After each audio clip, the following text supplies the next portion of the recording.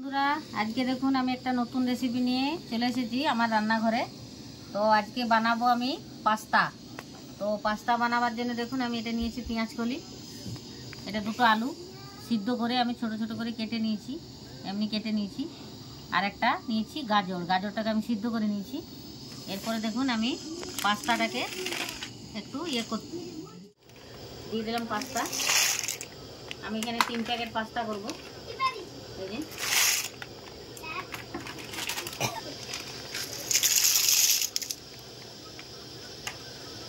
এরপর দেখুন দিয়ে দেবো একটু নুন দিয়ে দিলাম।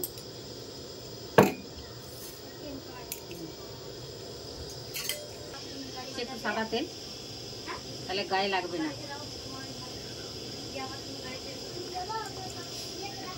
এরকম দিয়ে দেখছি একটু হলুদ গুঁড়ো, একটু কালারের জন্য দিলাম হলুদ গুঁড়ো। এটাকে আমি এবার সিদ্ধ করে নেব। তো বন্ধুরা দেখুন আমি পাস্তাটা ঢেলে নিয়েছি, সিদ্ধ হয়ে গেছে। একটা ঝুড়িতে আমি এই যে জলটা ঝরতে দিয়েছি।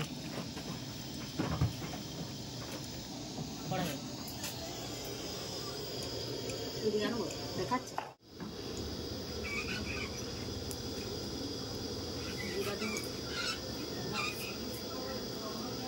আমি ফোড়নের জন্য একটু দিয়ে দিলাম গোটা জিরে।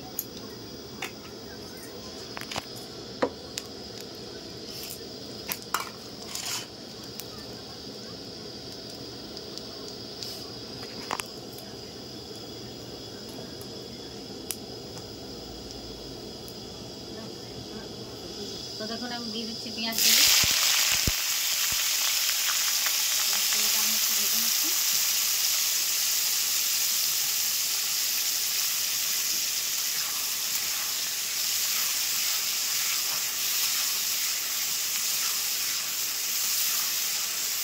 তোরা দেখুন আমি পেঁয়াজ কলিতে ভেজে নিয়েছি, দিয়ে দিচ্ছি কতগুলো কাঁচা লঙ্কা কেটে রেখেছি আমি।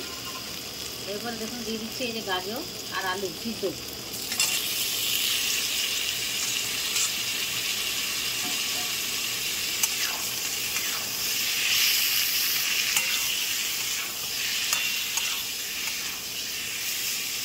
দিয়ে দেবো নুন,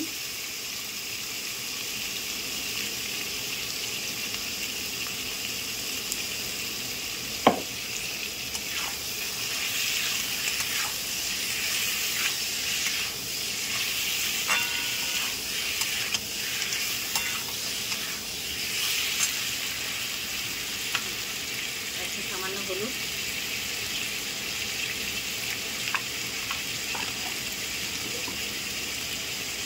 দিয়ে দিচ্ছি পাস্তা।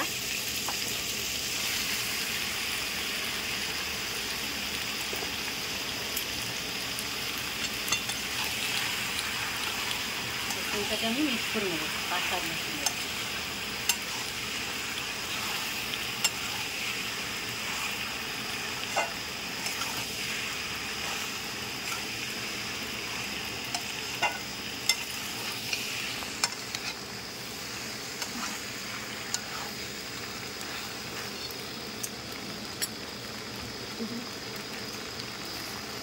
তো বন্ধুরা আমার কাছে একটু শসা কাটা আছে, শসা গাজর আর পেঁয়াজ সব রকম কাটা ছিল, আমি সেটা দিয়ে দিলাম। তো দিয়ে দিলাম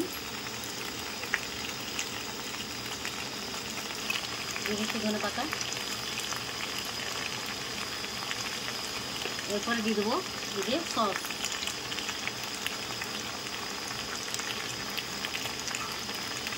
টমেটো সস দিয়ে দিলাম আমি।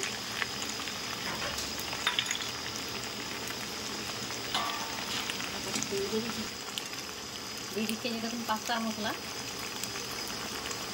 তো বন্ধুরা একটা কথা বলি, আপনারা এরকম সবজি দিয়ে পাস্তা খাননি বা বানিয়েছেন কিনা বলতে পারবো না।